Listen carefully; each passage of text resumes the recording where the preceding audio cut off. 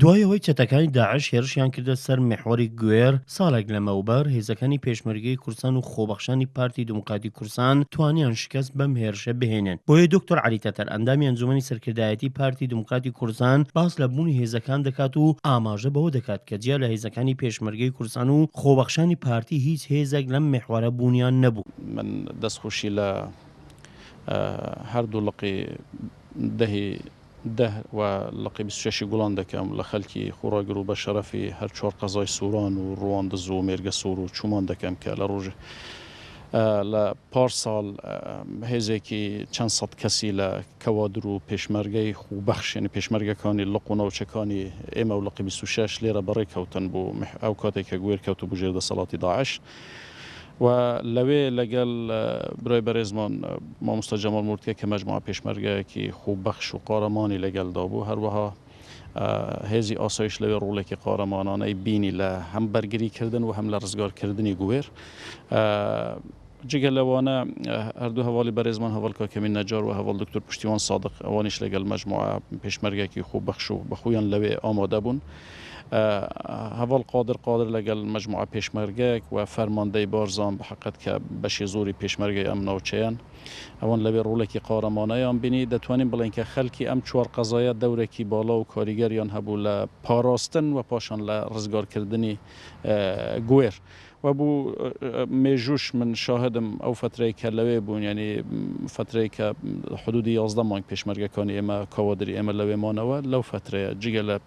پێشمەرگە خوبەخشەکانی پارتی دموکراتی کوردستان کەوادری پارتی دموکراتی کوردستان و لە پێشمەرگەی کوردستان و ئەو خوبەخشانەی کە باسم لێوەکردن هیچ هێزێکی بیانی لەوێ نەبوو نە کوماری ئیسلامی ئێران نە هێزێکی ئیسلامی و نە گەریلا لە محوەری گوێر کە من باز دەکەم محوەرەکانی دیکە ئیشم پێدانە بەڵام بۆ مێژوو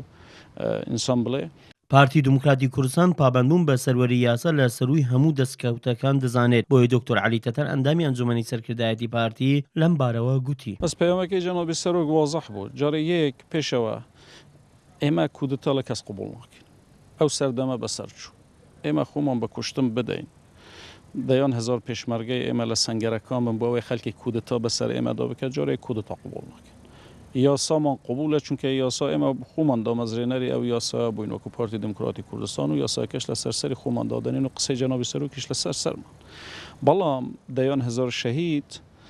و سەد ساڵ 101 ساڵ خەبات ئەو هەموو قارەمانە ئەو هەموو شەهیدە ئەو هەموو تێکوشەرە ئێمە ناین قوربانی کودتای چەند کەسێک بکەین لە ناو هەرێمی کوردستاندا هەموو دام و دەستگاکانی هەرێمی کوردستان لەگەڵ عێراق لەسەر سازان دامەزراون بۆیە ناکرێ بەدەر لەوانە هەمویان تو بینیت تەنیا یەک پلە ئەویش کە سەرۆکاتی هەرێمە بڵێ وڵە من بە دەنگی 50 دروستی دەکەم ئەگەر وا بێ هەمووی دەبێ هەڵبوەشینەوە سەر لە نوێ پاشان قەیناکات هەموو شتەکان بۆ 50 دروستی بکەین ئەوە یەکەم دووەم لە وڵاتانی پێشکەوت و دیموکراسیدا جەنابی سەرۆک شتێکی کە باز کردەوە پەنابوڕای خەلک ببین ئەوەیە مثلا لە وڵاتانی تەماشای پێشکەوتوو بکە بوو شتێکی بچووک ئایا پارەکەیان بگۆڕن یا نەگۆڕن ڕاپرسی دەکەن یەونان قەرز بکات یا نەکات ڕاپرسی دەکات چۆن دەکرێت تو سیستەمی وڵاتێک بگۆڕی بە 50 باشە ئەو 50 دەکات چەند دەنگی خەڵک جارێ یەک مثلا فارز دەکەن 70% خەلک بەشدار بووە لە دەنگدان باشە نیوەی ئەوانە دەکات 35% باشە نیوەی ئەوانە نیوەی دەنگەکانیشیان نەبردووە واتە لێرە ناکرێت بە 15 تا 20% دەنگی خەلکی کوردستان تو بینی سیستەمی سیاسی بگۆڕی پاشان سیستەمی سیاسی لەناو دەستوردا دەبی دەست نیشان بکرێت ئەو دەستورەش دەبی لەلایەن خەلکەوە پەسەند بکرێت اینجا دەکرێت سیستەمی سیاسی وڵات دەست نیشان بکرێت نە دووسێ کودتا چی بێن بۆ ئێمە